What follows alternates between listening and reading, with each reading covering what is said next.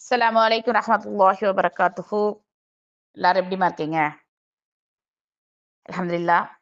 அனைவரும் நலமுடன் இருப்பீர்கள் என்று நம்புகின்றேன். அருமையான அல்லாஹ்வின் மிகப்பெரிய அருளான ரமலான் மாதத்தில் நாம் இருக்கின்றோம். அல்ஹம்துலில்லாஹ். இந்த ரமலானை நாம் ஒரு அருமையான சந்தர்ப்பமாக நமக்கு அல்லாஹு தாலாவால் இறக்கி அருளப்பட்ட ஒரு அருள் பொதிந்த ஒரு மாதமாக நாம் இதை அடைந்துள்ளோம். இன்ஷா அல்லாஹ் அதனை நாம் எப்படி பயன்படுத்திக் கொள்வது அப்படிங்கிறத இந்த நோன்பு காலங்களை எப்படி நாம் பயன்படுத்த போகின்றோம் அப்படிங்கிற ஒரு விஷயத்த நான் முன்னெடுத்து சொல்ல இருக்கிறோமா இன்ஷா அல்லாஹ்.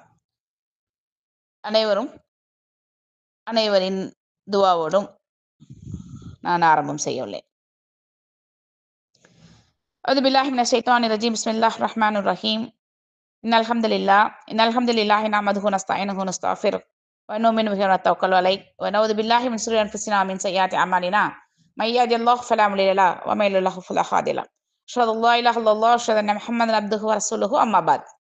ரப்பி இஸ்ரஹ் லி ஸத்ரி வ யஸ்ஸிர் லி அம்ரி வஹ்லுல் உக்தத்தம் மின் லிசானி யஃப்கஹு கௌலி. ரப்பி ஸித்னி இல்மன் நாஃபியா. அதாவது இந்த ரமலான் மாதம் நமக்கு கிடைத்த ஒரு நல்ல ஒரு வாய்ப்பு. இந்த வாய்ப்பை நம்ம எப்படி பயன்படுத்துவது?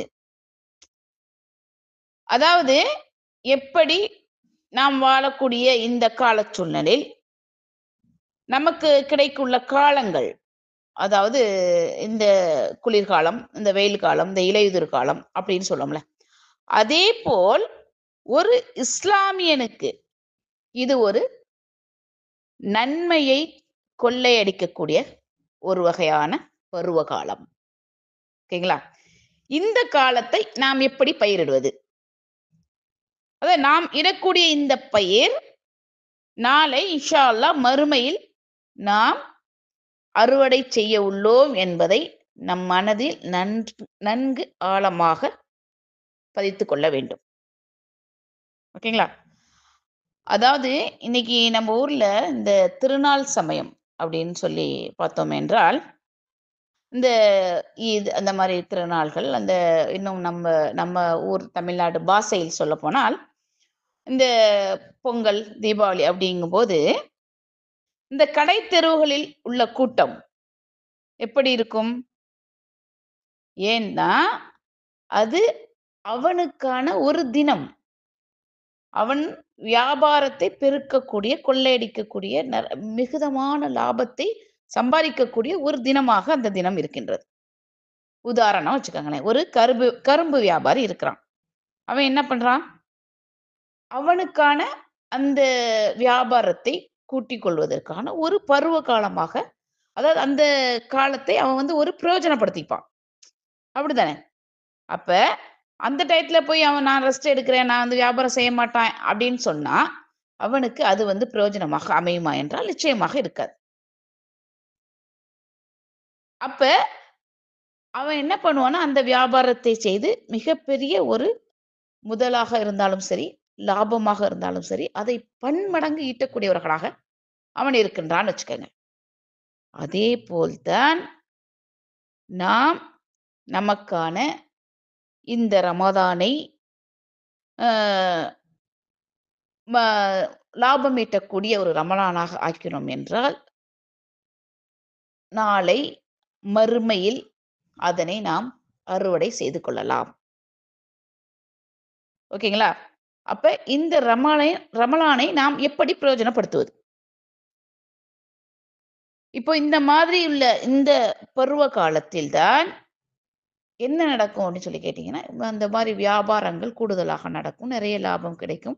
லாபம் என்றால் கொஞ்சம் நெஞ்ச லாபம்லாம் கிடையாதுங்க. உச்சக்கட்ட லாபமாக அந்த வியாபாரிக்கு கிடைக்கக்கூடியதாக இருக்கும். அதே போல்தான் அல்லாஹு தாலா நமக்கு அமைத்து கொடுத்த அருமையான வாய்ப்பான இந்த ரமலான் மாதம். அப்ப இந்த ரமலான் மாதம், இந்த நோன்பு காலங்களை நாம் மறுமைக்காக நம்முடைய பருவ காலங்கள் என்று எண்ணி அதை நாம் பயன்படுத்திக் கொள்ள வேண்டும். இந்த பருவகாலம் என்பதுல இன்னொரு உதாரணம் சொல்லணும்னா, ஹஜ்ஜுடைய காலமும் ஒரு பருவ காலம் தான். ஓகேங்களா? அது அப்படி இருக்கட்டும். இது நம்ம என்ன பண்ணணும் அப்படின்னு சொன்னா, இந்த நோன்பை நாம் முதலீடு செய்ய வேண்டும். நாம் எந்த அளவுக்கு முதலீடு செய்றோமோ, அதை கொண்டு தான் நாளை மறுமையில் அதனை அறுவடை செய்யப் போகின்றோம். எந்த அளவுக்கு நாம் பயிரிடுகின்றோமோ, அதனை கொண்டு தான் நாளை ந பயிராக நன்மையை செய்கின்றோமோ, நாளை அதை மறுமையில் கண்டு கொள்ளக்கூடியவர்களாக, லாபம் ஈட்டக்கூடியவர்களாக நாம் இருக்கலாம்.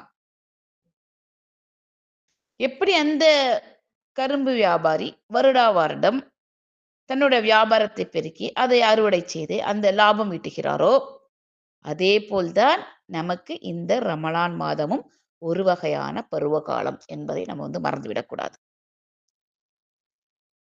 இந்த லாபத்தை நாம் எப்படி பயன்படுத்தி, அந்த முழுமையான லாபத்தை எப்படி பெறப்போகின்றோம் என்பதை பற்றித்தான் இன்ஷா அல்லாஹ் நாம் இங்கு பேச இருக்கின்றோம். இன்ஷா அல்லாஹ். போமா? ஃபர்ஸ்ட்டு அப்போ இந்த ரமலானை நாம் எப்படி கழிக்கப் போகின்றோம்? முதலில் நாம் செய்ய வேண்டியது, நம்ப மனதை, நம் உள்ளத்தை தூய்மையான எண்ணத்துடன் அதிக அளவு நன்மையை செய்யக்கூடியவர்களாக செய்யப் போகின்றோம் என்று நாம் மனதில் உறுதி கொள்ள வேண்டும். உறுதி கொள்வது என்றால் என்ன? நியத் வைக்க வேண்டும். ஏன்னா நியத் என்பது எண்ணங்கள் தானே. அப்ப நம்மளுடைய எண்ணங்களை நாம் என்ன செய்ய வேண்டும் என்றால், அதாவது நம்மளுடைய ஏணியை நாம் நம்மளுடைய கூரை நோக்கி போடக்கூடாது. எங்க போடணும்? வான் நோக்கி போட வேண்டும். இப்ப நியத்து தானே, எண்ணங்கள் தானே, வைக்க வேண்டியதானே இஷ்டத்துக்கு. அதை செய்யறோமோ செய்யலையோ, நடக்குதோ நடக்கவில்லையோ, போடுங்கள். உங்களுடைய ஏணியை வான் நோக்கி போடுங்க. நியத்துகளை கூடுதலாக வைங்க. ஏன்னா அல்லாஹு தாலா மிகப்பெரிய அருளாளன் இல்லையா? அப்ப நீங்கள் வைக்கக்கூடிய நியத்திற்கே அவன் கூலி தருகின்றேன் என்று சொல்லியுள்ளான் இல்லையா? அப்ப அல்லாஹு தாலா நிச்சயமாக நம்மளுடைய நியத்திற்கான கூலியை கொடுத்து விடுவான். அப்ப அந்த நியத்து வைப்பது எப்படி என்றால், எந்த வருடமும் இல்லாமல் நான் இந்த வருடம் நான் அடைந்துள்ள இந்த ரமலானை எப்படி அதிகம் அதிகம் அதிகம் அளவில் இபாதத்களில், நல்ல செயல்களில், நல்ல அமல்களில், நல்ல காரியங்களில், நல்ல பணிகளில் நான் இந்த ரமலானை நிச்சயமாக நான் பயன்படுத்தப் போகின்றேன் என்று நம்முடைய நியத்தை வான் நோக்கி வைக்க வேண்டும். அந்த அளவுக்கு விசாலமானதாக, அதுல கஞ்சத்தனம் வேண்டாம். நியத்து தானே, நியத்து வைக்கிறதுக்கு, நன்மை செய்யணும்னு வைக்கிறதுக்கு அல்லாஹ் தஆலா நன்மை தந்து விடுவான். அப்ப இந்த ரமலான் ஒரு மாதங்களோ, ஒரு வாரங்களோ, ஒரு நாட்களோ, ஒரு மணி நேரமோ, ஒரு நிமிடமோ, ஒரு செகண்ட்ஸோ, ஒரு சொட்டு கூட வீணாகி விடாமல் நாம் அதை எப்படியெல்லாம் பயன்படுத்திக் கொள்ள வேண்டும் என்பதை நாம் முதலில் திட்டமிட்டுக் கொள்ள வேண்டும். நிச்சயமாக இந்த எல்லா நேரங்களையுமே நாம் சொன்னேனே, ஒரு வியாபாரின்னு சொல்லிட்டு நீங்க சொன்ன மாதிரி பயிர் செய்வதாக வைத்துக்கொள்ளுங்கள்.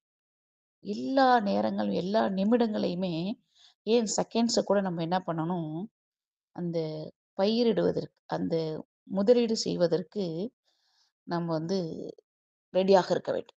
வீணாக்கி விடக்கூடாது. ஏனென்றால், அப்போதுதான் நாளை மறுமையில் அதை அறுவடை செய்யும்போது மிகப்பெரிய லாபத்தை ஈட்டிக் கொடுக்கக்கூடிய ஒரு விஷயமாக இருக்கும். இல்லைங்களா?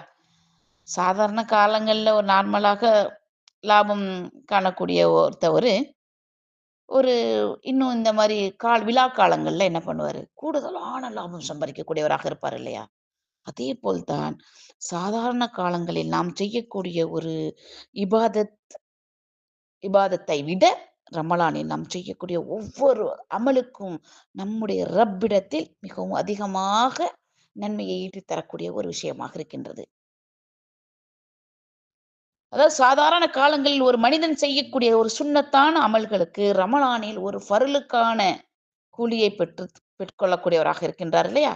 அப்ப ரமலானில் நாம் செய்யக்கூடிய ஒரு தினார் ஃபர்லான அமலுக்கு நிகராக 70 மடங்கு அதிகமாக பெற்றுக் கூடியதாக இருக்குமாம். ஏனெனில் இது நம்முடைய பருவகாலம். இந்த ரமதான், இந்த நோன்பு நமக்கான ஒரு காலம். இது ஒரு நிரந்தரமான நம் மறுமை வாழ்வுக்கான ஒரு பாக்கியத்தை பெற்றுத்தரக்கூடிய காலமாக இந்த ரமலான் மாதம், இந்த நோன்புடைய காலம் இருக்கின்றது. இது வந்து உலக வாழ்க்கையில் உள்ள ஒரு ரியாலிட்டி. உண்மையான விஷயம் என்னவென்றால், நேற்று இருந்தவர்கள் இன்று இல்லை. இன்று இருப்பவர்கள் நாளை இருப்போமா என்று தெரியாது. இந்த ரமலானையுமே முழுவதுமாக அடையக்கூடிய பாக்கியம் எல்லோருக்கும் கிடைக்குமா என்பது முற்றிலும் அறிந்தவன் அல்லாஹு தாலா. இன்ஷா அல்லாஹ் இந்த ரமலான் அழகான பயனுள்ள ரமலானாக, முழுமையும் பெறக்கூடிய ரமலானாக, அல்லாஹ்வால் பாக்கியம் புரிந்த ஒரு ரமலானாக, நம்மளுடைய துவாக்கள் எல்லாம் அங்கீகரிக்கப்பட்ட, நம்மளுடைய அமல்கள் எல்லாம் அங்கீகரிக்கப்பட்ட ஒரு ரமலானாக அல்லாஹ் தாலா உங்களுக்கும் எனக்கும் ஆக்கிரலணும் இன்ஷா அல்லாஹ். ஆமீன் ஆமீன் யா ரப்பல் ஆலமீன். அப்ப நிலையான இந்த சொர்க்கம் கிடைக்கணுமா வேண்டாமா? கிடைக்கணும் இல்லையா? அப்ப வல்ல அல்லாஹ் நம் அனைவருக்கும் அந்த நிலையான சொர்க்கத்தை தந்தருள் புரிவானாக. ஆமீன் ஆமீன். இந்த ரமலானை எல்லா வகையான அமல்கள், எல்லா காரியங்களிலும் நாம் பயன்படுத்த வேண்டும் என்ற துவாவை அதிகம் அதிகம் செய்து கொள்ள வேண்டும். அந்த துவாவும் நாம் மன உறுதியுடன் செய்து கொள்வதாக இருக்க வேண்டும். மன தூய்மையுடன் நம்மளோட நியத்து இருக்க வேண்டும். அதற்கு தான் கூலி. ஓகேங்களா? இன்ஷா அல்லாஹ். இந்த குர்ஆன் இறக்கி அருளப்பட்ட இந்த மாதம் ஒரு முறை அல்ல, இருமுறை அல்ல, பலமுறை இந்த குர்ஆனை நாமும் ஓத முயற்சி செய்ய வேண்டும். இன்ஷா அல்லாஹ். அதாவது இப்ப குர்ஆன் ஓதுவது அப்படிங்கிற ஒரு விஷயத்த நம்ம எடுத்துக்குவோம். இந்த குர்ஆனுக்கு ஒரு விஷயம் இருக்கின்றது. நான் ஒரு மௌலவி சொன்ன விஷயம்தான். அதாவது திலாவத் அப்படிங்கிற ஒரு விஷயம் இருக்குது. அப்படின்னா, திலாவத் என்றால் அந்த அரபி சொல்லுக்குரிய மீனிங் என்னவென்றால், ஒன்றுக்கு பின்னால் போவது, ஒன்றை பின்பற்றுவது, குர்ஆனோடு பயணிப்பது, குர்ஆனோடு செல்வது, குர்ஆன் செல்கின்ற வழியில் நம் வாழ்க்கையை அமைத்துக் கொள்வது. இதுதான் திலாவத்துல் குர்ஆன். அதாவது குர்ஆன் வசனத்திற்கு நம்ம என்ன சொல்லுவோம்? ஆயத்துன்னு சொல்லுவோம். பார்த்திருக்கீங்களா? அப்ப இந்த குர்ஆனில் ஆயா என்ற வார்த்தைக்கு வசனம் என்ற பொருள் இல்லை. இத நல்லா புரிஞ்சுக்கணும். அரபு மொழியில் இந்த ஆயா அப்படிங்கிறதுக்கு அப்படி ஒரு பொருள் இல்லை. அப்ப என்ன? ஆயா என்றால் நல்லா தெரிந்து கொள்ள வேண்டும். அது குர்ஆன் உடைய ஒவ்வொரு வசனமும் அத்தாட்சி. அது ஒரு அற்புதம். இதான் அதனுடைய பொருள். இதை நன்றாக விளங்கிக் கொள்ள வேண்டும். ஓகேங்களா? அப்படியாப்பட்ட அந்த குர்ஆனை, அந்த குர்ஆனோடு நாம் வாழ்வதற்கு நம்மை பழக்கிக் கொள்ள வேண்டும். அதற்கான சந்தர்ப்பமாக இந்த ரமலானை நாம் அமைத்துக் கொள்ள வேண்டும். ஏனென்றால் இந்த ரமலான் மாதம் குர்ஆனிய மாதமாக உள்ளது. இந்த ரமலானில் நம்மளால் இயன்றவரை நாம் குர்ஆனை அதிகமாக ஓதக்கூடியவர்களாக இருக்க வேண்டும். இன்னும் மிகப்பெரிய அந்த இமாம் ஷாஃபி ரஹ்மத்துல்லாஹின்னு சொல்றாங்க. இன்னும் ஒருத்தவரை குறிப்பிடப்படுது. இவர்கள் எல்லாம் ரமலான் மாதம் வந்துவிட்டால் குர்ஆனை 30 நாள் நோன்பிற்குமே 60 தடவை குர்ஆனை ஓதி முடிக்கக்கூடியவர்களாக இருந்தார்களாம். ஓகேங்களா? இல்ல நிறைய பேருக்கு நிறைய கொஸ்டின் தோணலாம். அதற்கான எனக்கு பதில் சொல்ல நேரம் இல்ல. உங்களுக்கு அப்படி சந்தேகம் இருந்தால் நீங்க தாராளமாக என்கிட்ட கேளுங்க. நான் உங்களுக்கான பதில தரேன். ஏன்னா, இப்போ நிறைய சொல்ல வேண்டிய விஷயம் இருக்கின்றது. நேரம் பத்தாது. ஓகேங்களா? எப்படி 60 குர்ஆனை ஓதி முடிக்க முடியும்? அப்படிங்கிற ஒரு கொஸ்டின் உங்களுக்கு எழுந்துருச்சு அப்படின்னா, ஒரு விஷயம் இருக்குதான். அது உண்மை. அது ஹதீஸ்ல ஒண்ணு இருக்கு. அப்துல்லா பின் அப்து ஆஸ் ரலியல்லாஹு அவர்களுக்கு நபி ஸல்லல்லாஹு அலைஹி வஸல்லம் அவர்கள் வழங்கக்கூடிய ஒரு அறிவுரை. குரானை நம்ம திருத்தமாக, நிதானமாக அந்த கருத்துக்களை உள்வாங்கி ஓத வேண்டும். அப்படின்னு சொல்லக்கூடிய ஒரு ஹதீஸ் இருக்கு. நான் இல்லைன்னு சொல்லல. ஆனா, சிறப்பான காலங்கள்ல, அதாவது இந்த மாரி பருவ காலங்களில், நமக்கான ஒரு காலம் இது. அப்ப அந்த சிறப்பான இடங்களில், இந்த உம்ரா, ஹஜ் இந்த மாரி இடங்களில், அதே மாரி ஹரம் ஷரீஃபில், இந்த மாரி அரஃபாவில், இந்த மாரி உள்ள இடங்களில் முடிந்தவரை நீங்க குரானை ஓதி முடிக்க முயற்சி செய்யுங்கள். அப்படிங்கிற ஒரு அட்வைஸும் இருக்கு. இத அறிஞர்கள் அ கருத்துக்களாக நிறைய மேதைகள் இத கருத்துக்களாக நமக்கு சொல்லியிருக்காங்க. அப்படி நமக்கு செய்யலாம் என்று வழிகாட்டியும் இருக்காங்க. அப்ப இந்த குரானை எவ்வளவு அதிகமாக ஓத வேண்டுமோ, எவ்வளவு அதிகமாக உங்களால் கேட்க முடியுமோ கேட்க வேண்டும். எவ்வளவு அதிகமாக மனனம் செய்ய வேண்டுமோ, அந்த அளவுக்கு அதிகமாக மனனம் செய்ய வேண்டும். குரானை திருத்தமாக ஓத முயற்சிக்க வேண்டும். அந்த குரானை ராகமாக, அழகாக ஓத முயற்சிக்க வேண்டும். இவற்றுக்கு அப்பால் அந்த குரானுடைய போதனைகளை நாம் அந்த கருத்துக்களை உள்வாங்கி, விளங்கிக் கொண்டு அதன்படி வாழ முயற்சிக்க வேண்டும். அப்பதான் இந்த ரமலானில் நாம் குர்ஆனோடு அதிக தொடர்புடையவர்களாக இருக்க முடியும். இன்ஷா அல்லாஹ். ஓகேங்களா? இன்னொரு விஷயம், அப்ப இந்த குர்ஆனை நம்ம இன்னும் அதிகமாக ஓத வேண்டும் என்பதுல நம்ம என்ன பண்ணணும்? ஃபர்ஸ்ட்டு நம்மளுடைய தூய்மையான உள்ளத்துடன் நிய்யத்துகளை வைக்க வேண்டும். செய்றோமோ செய்யலையோ முடிக்கலையோ, நான் கேட்டோனே அல்ஹம்துலில்லாஹ் நான் வச்சிருக்கேன் ஒரு நிய்யத் இன்ஷா அல்லாஹ். அல்லாஹ் கபூலாக்கணும். வச்சு பார்ப்போம். முடிந்த வரையில் செய்வோம். நியத்து தானே! நியத்துக்கே தான் அல்லாஹ் நன்மைய தந்துருவானே! அப்ப அதுல ஏன் நம்ப கஞ்சத்தனம் காட்டிக்கிட்டு? அப்படிதானே! என்னைக்குமேங்க நல்லா தெரிஞ்சுக்கங்க. நம்ம வாழ்க்கையில எல்லோருடைய வாழ்க்கையிலயுமே இந்த சாதிக்க வேண்டும் என்று நினைப்பது அதிகம் தான். ஆனா சாதித்தோமா என்பது மிகவும் குறைவு. அந்த செயல்படுத்தினோமா என்பது மிகவும் குறைவு. ஓகேங்களா? நடக்குது, நடக்கல அல்லாஹ்வுடைய விருப்பம். நியத்துக்களை நிறைய வைங்க. நிறைய செய்யப் போகின்றோம். நிறைய ஓதுவோம் என்று நியத்து வைங்க இன்ஷா அல்லாஹ். நான் முடிந்தவரை அதை செயல்முறைப்படுத்தவும் முயற்சி செய்யுங்கள் இன்ஷா அல்லாஹ். ஓகேங்களா? அதாவது அல்லாஹ்வின் அருள் என்னவென்றால், ஒருத்தன் பாவத்த செய்றான்னு நெனைக்கிறான்னு வச்சுக்கோங்களேன். அந்த மனிதன் அதை செய்யவில்லையானால், நிச்சயமாக அவன் பாவம் செய்தவராக ஆக மாட்டார். கருதப்பட மாட்டார். ஆனா ஒரு மனிதர் நன்மை செய்ய வேண்டும் என்று நினைத்தாலே, அவருக்கு அது நன்மையாக எழுதப்படும். அப்படிதானே? இது அனைவருக்கும் தெரிந்த ஒரு விஷயம் இல்லையா? அப்ப அத செஞ்சுட்டோம்னா, அல்லாஹ் நாடினால் 70லிருந்து 700 மடங்கு வரை அதை நமக்கு நன்மைகளாக எழுதி விடுவான். ஓகேங்களா? அதேபோல் இந்த ரமலானை நாம் முடிந்தவரை நன்மையான காரியங்களில் நம்மை ஈடுபடுத்திக் கொள்வது. ஈடுபடுத்திக் கொள்ள வேண்டும் என்ற உயர்ந்த எண்ணத்தை நம்முள் வைப்பது. அதாவது நம்ம நிறைய பாவங்கள் நம் உடல்களால், நம்ம உறுப்புகளால், நம்ம கண்களால், காதுகளால், நம்ம கல்வினால், நம்மளோட கைகளால் நம்ம நெறைய செஞ்சுட்டே இருக்கோம் இல்லையா?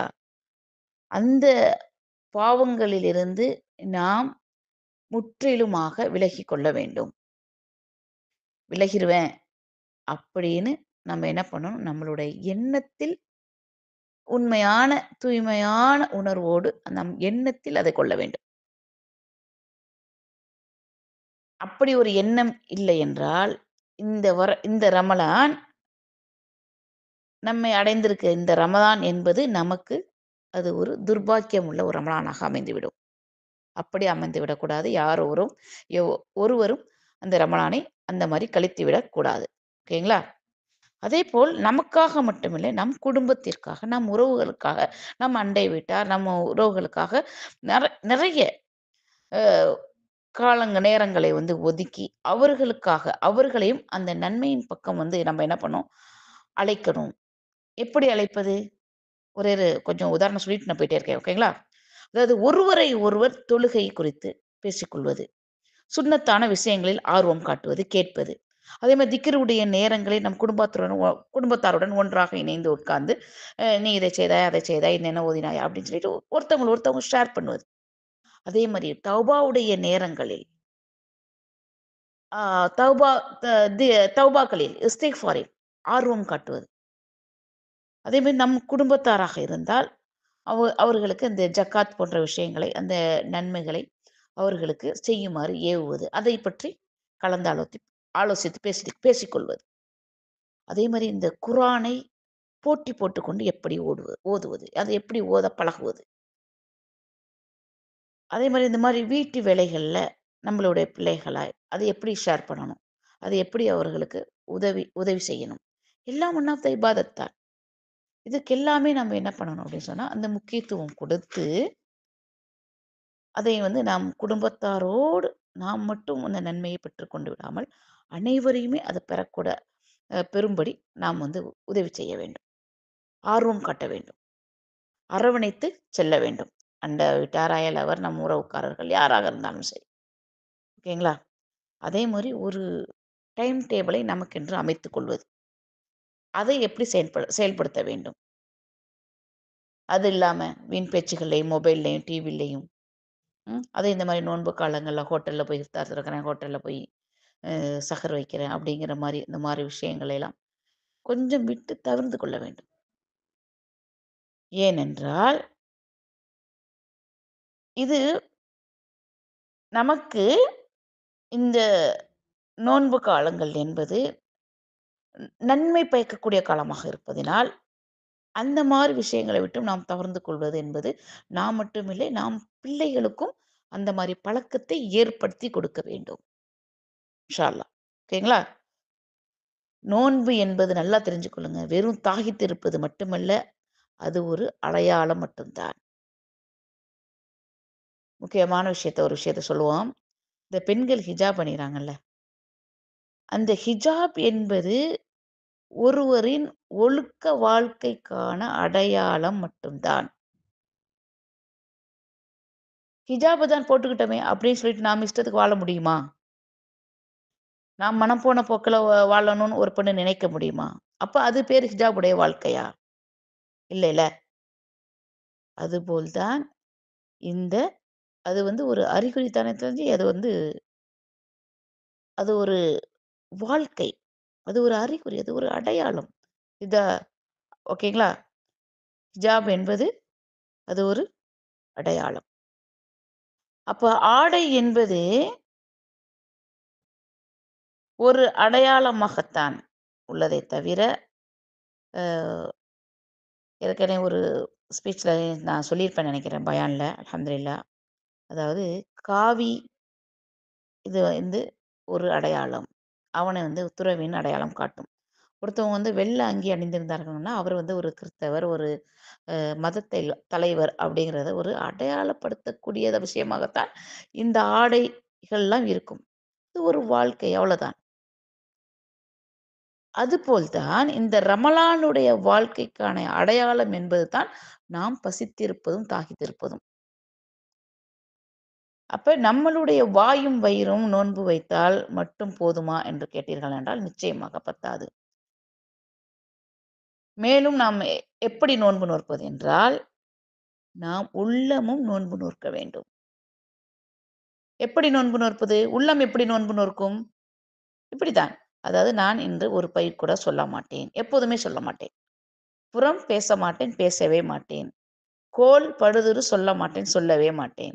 அரட்டை அடிக்கவே மாட்டேன். இதே மாரி வீண் பேச்சுகளில் ஈடுபடவே மாட்டேன். வீணான பொழுதுபோக்குகளில் ஈடுபட மாட்டேன். அதே மாரி பகலெல்லாம் ஃபுல்லா தூங்கிக்கிட்டே இருந்து, நைட்ல முழிச்சிட்டு, வீணான அ காரியங்களில் காலத்தை நான் செலவழிக்க மாட்டேன். அப்படின்னு நம்ம உள்ளத்தால் உறுதி பூட வேண்டும்.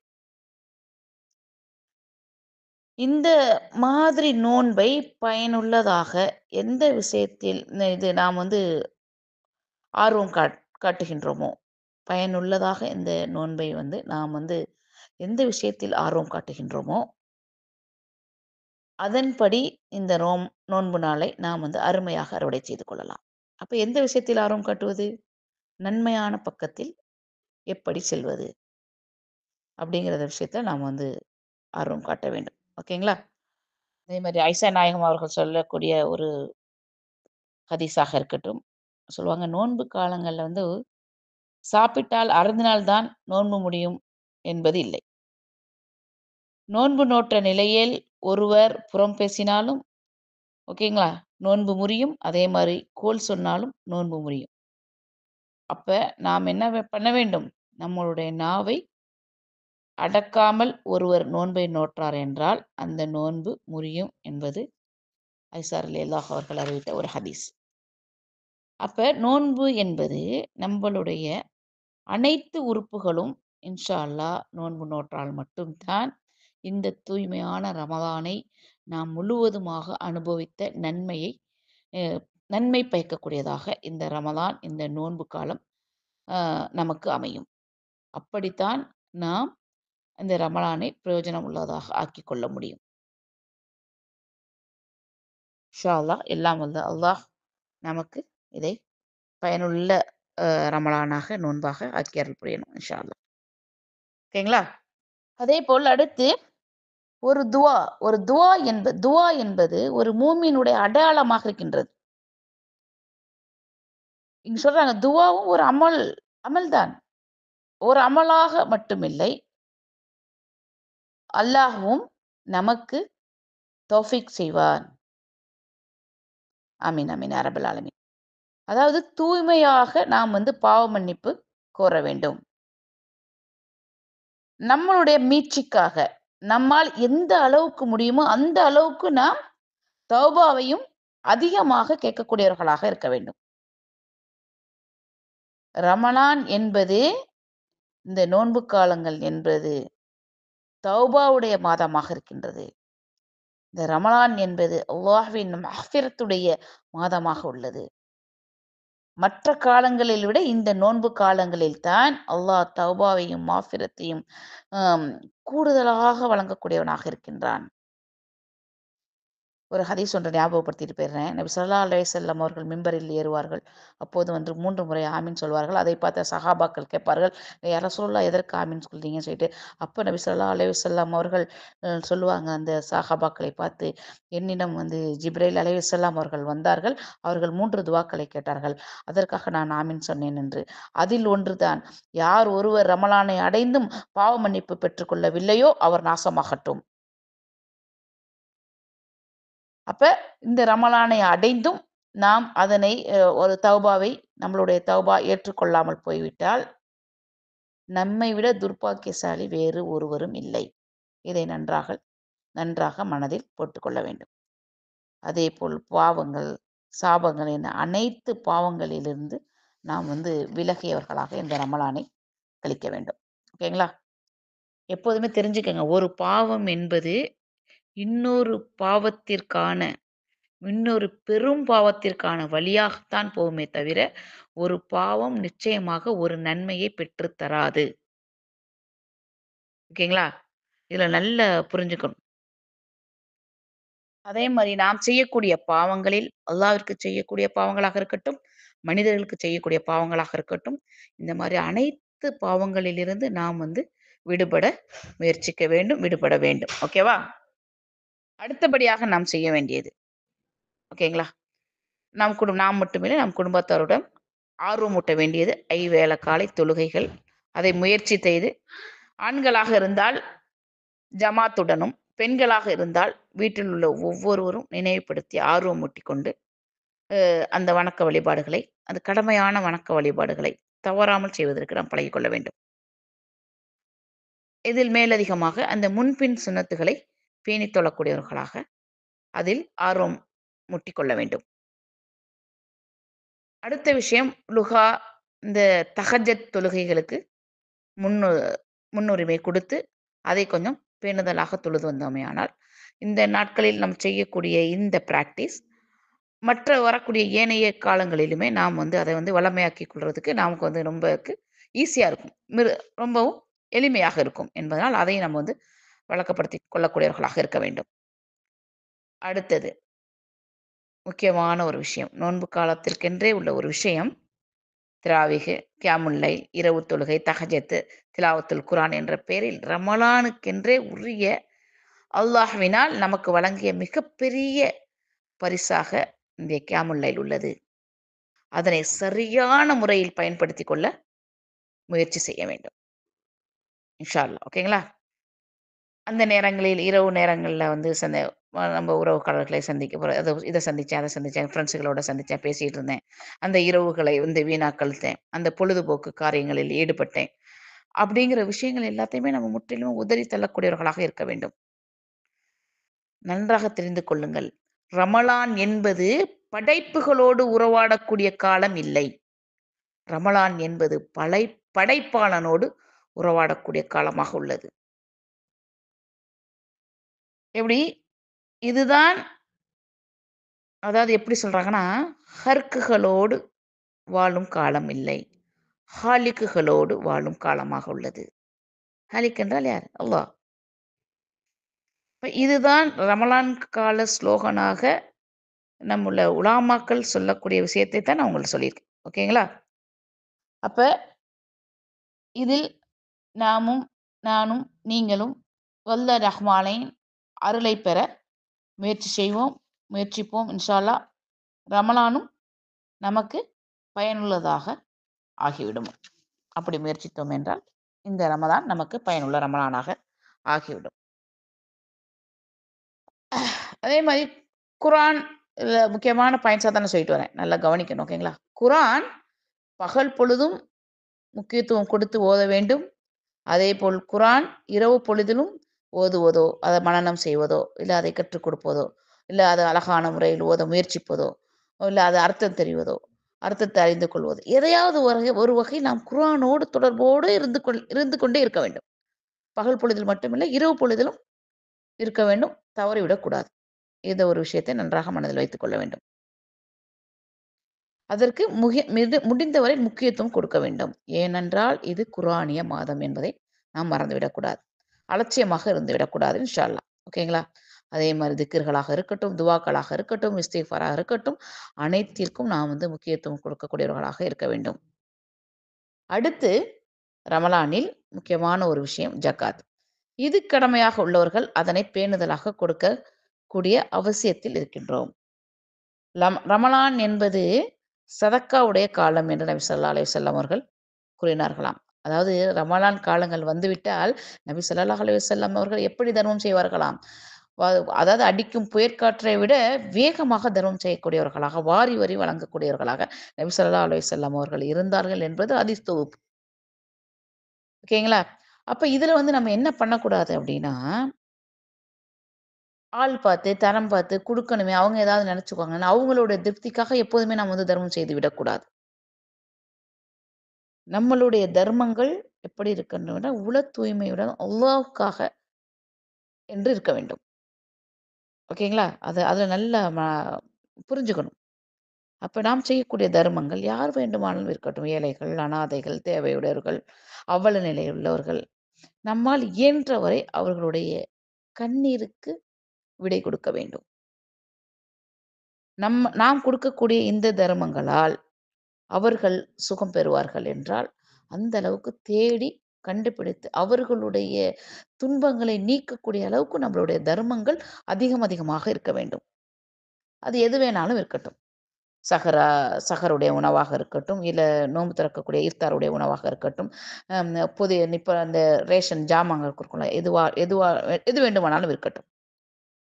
இப்ப இதுல வந்து அதிகம் அதிகம் முஸ்லீமாக இருக்கக்கூடிய நாம் ஒவ்வொருவரும் அதிகம் ஆர்வம் காட்ட வேண்டும். ஏதாவது ஒரு வகையில் இந்த ரமலானின் அந்த சதக்கா அது வந்து யாருக்கு வேண்டுமானாலும் செய்யலாம். இதுல இன்னொரு விஷயமும் இருக்கின்றது. அது முக்கியமாக கவனிச்சுக் கொள்ளுங்க. அது ரொம்ப ஷார்ட்டா நான் சொல்லிட்டு போறேன்.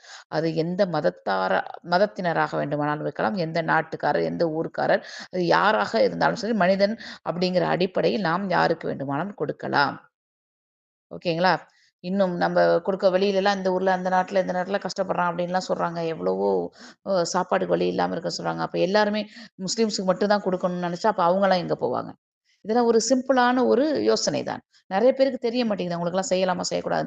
தாராளமாக, தாராளமாக எம் அ அவர்கள் எல்லாம் நம்மை போல் மனிதர்கள் தான் ம் அதாவது என்னது ஒரு இன்சான் அப்படிங்கிற ஒரு நிலையை நம் மனதில் வந்து பக்குவப்படுத்தி தாராளமாக, அருமையாக, தூய்மையான நம்மளுடைய உள்ளத்தை மட்டும் அல்லாஹ்வுக்கென்று தூய்மையான உள்ளமாக வைத்துக்கொண்டு, நாம் வந்து யாருக்கு வேணாலும் தாராளமாக இந்த ரமலான் காலங்களில் தாராளமாக கொடுத்து உதவலாம் என்பதை நன்றாக மனதில் வைத்துக் கொள்ளுங்கள். ஓகேங்களா? அ அதாவது ஒரு ஹதீஸ் ஒண்ணு ஞாபகப்படுத்துறேன். ஒவ்வொரு காலையிலும் நமக்காக 2 மலக்குகள் பூமிக்கு வரக்கூடியவர்களாக இருக்கிறார்கள். அதேபோல் ரமலானிலும் என்ன பண்றாங்க? அந்த வானவர்கள் வருகின்றார்கள். அதில் ஒரு வானவர் என்ன சொல்வாராம்? இன்று யாரெல்லாம் கொடுக்கின்றாரோ, தர்மம் செய்கின்றாரோ, அவருக்குரிய கூலியை கொடுத்து விடு யா அல்லாஹ் என்று துஆ செய்யக்கூடியவராக இருப்பாராம். அந்த 2ஆம் அவர் இன்னொரு வானவர் என்ன செய்வார் தெரியுமா? இன்று யாரெல்லாம் கொடுக்காமல் இருக்கின்றாரோ, அடுத்தவருக்கு உதவாமல் இருக்கின்றாரோ, அவருக்கு அழிவை கொடுத்து விடு யா அல்லாஹ். அப்படின்னு அவருக்கு நாசத்தை உண்டாக்கி விடு யா அல்லாஹ் என்று துஆ செய்யக்கூடியவராக இருப்பார்கள் என்று நபி ஸல்லல்லாஹு அலைஹி வஸல்லம் அவர்கள் கூறிய நபிமொழி ஹதீஸ் இது. ஓகேங்களா? எனவே நமக்கு கொடுக்க கொடுக்க நிச்சயமாக நாம் கொடுக்க கொடுக்க நம்முடைய பொருள்கள் கூடும் என்பதுதான் நம்ம ஒவ்வொருடைய மனோபாவமாக இருக்க வேண்டும். நம்மளுடைய மனோபாவம் எப்படி இருக்கு? இல்ல நம்ம கொடுக்க கொடுக்க குறைஞ்சு போயிடுது. ஏன் நம்ம குடுக்கணும்? ஏதாவது குடுத்தா போதும். கடமைன்னு சொல்லியிருக்காங்களே, ஏதாவது செஞ்சா போதும். அப்படிங்கிற நிலையில தான் இன்னைக்கு நம்மளுடைய மனநிலை இருக்கின்றது. இது ஒரு தவறான மனநிலை. அப்படிலாம் இருக்கக்கூடாது. நிச்சயமாக அதை ஒரு பயிற்சிகரமாக இந்த நோன்புல வந்து நம்மளுடைய உள்ளம்லாம் கொஞ்சம் ப்ராடா தான் இருக்கும். கொஞ்சம் ஏதாவது செய்யணும். அதாவது ஒண்ணும் செய்யக்கூடாதுன்னு நெனைக்கிறவன் கூட நோன்பு காலங்கள்ல எதையாவது செய்யணும்னு நெனைப்பான். அந்த அளவுக்கு நம்மளுடைய உள்ளம் இருப்பதினால், இந்த நோன்பு காலத்தை நாம் அப்படி மாற்றிக்கொள்ள வேண்டும். கூடுதலாக செய்வதற்கு, கூடுதலாக தர்மம் வழங்குவதற்கு, கூடுதலாக ஜக்காத்தை கொடுக்கக்கூடியவர்களுக்கு கணக்கில்லாமல் கொடுக்கக்கூடிய அளவுக்கு நம்ம வந்து நம் உள்ளத்தை நாம் வந்து பழகிக் கொள்ள வேண்டும். அதாவது நம்ம கொடுக்கும்போது, நம்ம கையில் உள்ள அந்த கொஞ்சம் பணமும் என்ன நினைக்கிறாங்க அப்படின்னா, அது வந்து பரக்கத்தாக மாறிவிடும். அதுல ஒரு குவாலிட்டி இருக்கும். நம்மள்ட்ட கொஞ்சம் தான் பணம் இருக்கும். அது வந்து ஒரு குவாலிட்டியாக இருக்குதா? அப்படின்னு பார்த்தோம்னா, அது ஒரு பரக்கத் நிறைந்ததாக இருக்குது என்றால், அது வந்து கொடுப்பவர்களுக்கு தான் இருக்கும். ஓகேங்களா? இப்ப கொடுக்காம வச்சுருக்காங்கன்னு வச்சுக்கங்க, அவங்களுக்கு வேணா குவான்டிட்டினா அளவு. அதோட அளவு வந்து கூடுதலாக இருக்கிற மாரி தெரியும். ஆனா, அதுல வந்து பரக்கத் இருக்குமான்னு கேட்டீங்களா? இருக்காது. அது வேற வழியில அவனுக்கு போயிரும். ஒரு சிக்கு புனியோ, அ ஏதாவது ஒரு வர வேண்டிய ஒரு வருமானமோ, இல்லை வேற ஏதாவது ஒரு வகையில அந்த பணம் போயிடும். ஆனா கொடுப்பவர்களுக்கு அந்த மாரி ஒரு விஷயங்களிலிருந்து அல்லாஹ் நம்மளை பாதுகாத்து, அதை வந்து பரக்கத் செய்து விடுவான். இதை நன்றாக நாம் வந்து புரிஞ்சுக்கணும். சொல்றாங்கல்ல, அதாவது நாம் ரமலானில் கொடுக்கக்கூடிய ரூ. 1 வந்து ரூ. 70க்கு சமமாக இருக்கின்றதாம். ஆனா இதே ரமலானில் ஒரு ரூ. 100 நம்ம குடுத்தோம்னா அது ரூ. 700 குடுத்ததுக்கு சமமா இருக்குது என்றால், அப்ப நாம கொடுக்கக்கூடிய ரூ. 700 ரூ. 7,000 எந்த அளவுக்கு இருக்கும் என்று அல்லாஹ்விடத்தில் இருக்கும் என்று நீங்களே கணக்கு போட்டுக் கொள்ளுங்க. ஓகேங்களா? அதாவது ஒரு சுன்னத்தான ரமலானில் இந்த நோன்பு காலங்களில் ஒரு சுன்னத்தான விஷயத்துக்கு ஒரு ஃபர்லான நன்மை கிடைக்கும் என்றால், ஓகே. அப்போ ஒரு ஃபர்லான விஷயத்திற்கு 70 ஃபர்லுடைய நன்மை கிடைக்கும் என்றால், நாம் கொடுக்கக்கூடிய ரூ. 1க்கு எவ்வளவு நன்மைகள் கிடைக்கும்? ஓகேங்களா? அப்ப அப்ப ஏனென்றால், இது நமக்கான ஒரு பருவ காலமாக உள்ளது. நம்பளுடைய வியாபாரத்தின் உச்சக்கட்ட நிலையில் இருக்கக்கூடியதாக இந்த ரமலானுடைய காலம் நமக்கு இருப்பதால், அப்ப இதில நாம் எவ்வளவு லாபம் சம்பாதிக்க முடியுமோ, அவ்வளவு லாபம் சம்பாதித்துக் கொள்ள வேண்டும். அப்பத்தான் இந்த நோன்பு நமது ஒரு ஒ நமது காலமாக, நம்மளுடைய பருவ காலமாக நினைத்து நன்மைகள அதிகம் பயிர் செய்யக்கூடியவர்களாக நாம் பயிர் செய்ய முயற்சிக்க வேண்டும். இன்ஷா அல்லாஹ். ஓகேங்களா? ஏனென்றால், நாளை மறுமையில் மிகப்பெரிய பொற்குவியலாக, மலைகளாக, ஆலமரமாக, வல்ல ரஹ்மானின் அருளால் இன்னும் நமக்கு ம் அறியாமல் எவ்வளோ அல்லாஹ்வை முற்றிலும் அறிந்தவன் இல்லையா? அறுவடை செய்யக்கூடியவர்களாக நாம் இருப்போம் இன்ஷா அல்லாஹ். ஓகேங்களா? அதேபோல் இந்த ரமலானை நம்மோடு மட்டும் ஆ முடித்து விடாமல், நம்மால் இயன்றவரை ஒரு சிறிய தாவா பணியாக நீங்களும் உங்களால் இயன்றதை செய்ய முயற்சி செய்ய வேண்டும். ஏனென்றால், நம்ம என்ன நெனைப்போம், ஒரு நல்ல விஷயத்த சொன்னா, ஆஹா! நம்மள்ட்ட வந்து இந்த பழக்கம் இல்லையே, நம்ம எப்படி சொல்லுவது? அப்படின்னு மற்ற நாட்கள்ல நெனைப்போம். ஆனா நோன்பு நாட்கள்ல அப்படி சான்ஸ் கிடையாது. ஏன்னா, நாமளே என்ன பண்ணுவோம், அதற்கு நம்மை பக்குவப்படுத்தி கொண்டு இருப்போம். உள்ளத்தால நம்ம அந்த பக்குவத்துக்கு ரெடி ஆயிருப்போம் நம்பளே. அப்ப இந்த நோன்பில் நம்முடைய ஆன்மாவும் விழித்துக் கொண்டிருக்குமாம். அதனால் தாராளமாக நாம் அனைவரையும் நன்மையின் பக்கம் அழைக்கக்கூடியவர்களாக, அந்த நன்மையை செய்ய தூண்டக்கூடியவர்களாக, ஓகேங்களா? நம்மளுமே இந்த மாரி தாவாவில் ஈடுபடக்கூடியவர்களாக, இந்த நோன்பு நாட்களை தாராளமாக நீங்கள் அமைத்துக் கொள்ளலாம். இன்ஷா அல்லாஹ். நோன்பாக இருக்கட்டும், ஜகாத்து இருக்கட்டும், ஐவேள தொழுகையாக இருக்கட்டும், திக்ராக இருக்கட்டும், தௌபாவாக இருக்கட்டும், எதுவாக இருந்தாலும் நாம் மட்டும் நம்மோடு மட்டும் நின்று விடாமல், நம்மை சுற்றி உள்ளவர்களையும் சரி, நம்ம உறவுக்காரர்களையும் சரி, நாம் எதுக்கோ நம்ம ஃபோன் பண்ணி பேசுறோம். அப்படிதானே? இப்ப நோன்பு காலங்கள் நன்மை செய்தீர்களான்னு கேளுங்களேன். இன்னைக்கு இத்தன திக்ர் ஓதுனீங்க கேளுங்க. இன்னைக்கு தொழுகைய கரெக்ட்டா தொழுதீங்களா? சுன்னத்தான தொழுகைகளை பேணி தொழுதீங்களா? கேளுங்க. உறவுக்காரர்கள, நம்மளுடைய அம்மா, அ நம்மளுடைய அ சொந்தக்காரர்கள், நம்மளுடைய பிள்ளைகள் என்று அந்த ஆர்வத்தை மூட்டுங்க. நம்மளோடு மட்டும் நின்று விடக்கூடாது. ஏன்னா நம்ம வந்து இன்ஷா அல்லாஹ் எப்படி பார்த்தாலும் நம்ம நோன்புல ஒரு பிளான் பண்ணியிருப்போம். நம்ம இதெல்லாம் செய்வோம் அப்படின்ட்டு. அப்ப நம்மோட மட்டும் நின்று விடாமல், நம்முடன் இருப்பவர்களை நாம் வந்து இந்த மாரி விஷயங்களுக்கு அவர்களையும் ஆர்வத்தோடு தூண்டுவது என்பதும் ஒரு இபாதத் தான். அதே மாரி இந்த ரமலானை எந்த ஒரு காரியத்தையும் கொண்டுமே இந்த மொபைல் ஃபோன்லயோ, TikTok பார்க்குறேன், ரீல்ஸ் பார்க்குறேன், Insta பார்க்குறேன், Facebook பார்க்குறேன், எப்படி அப்படின்னு சொல்லிட்டு நிச்சயமாக வீணாக்கக்கூடிய ரமலானாக கடந்து சென்று விடாதீர்கள். இந்த ரமலானை, இந்த நோன்பு காலங்களை பயனுள்ள ரமலானாக நாம் ஆக்கிக்கொள்ள முயற்சிக்க வேண்டும், முயற்சி செய்ய வேண்டும். அதற்கு அல்லாஹு தஆலா ரஹ்மான் நாம் அனைவருக்கும் அருள் புரிய வேணும் அப்படின்னு துஆ செய்தவளாக என் உரையை நிறைவு செய்கின்றேன். வாஹிர் தஅவானா அல்ஹம்துலில்லாஹி ரப்பில் ஆலமீன். அஸ்ஸலாமு அலைக்கும் வரஹ்மத்துல்லாஹி வபரகாத்துஹு.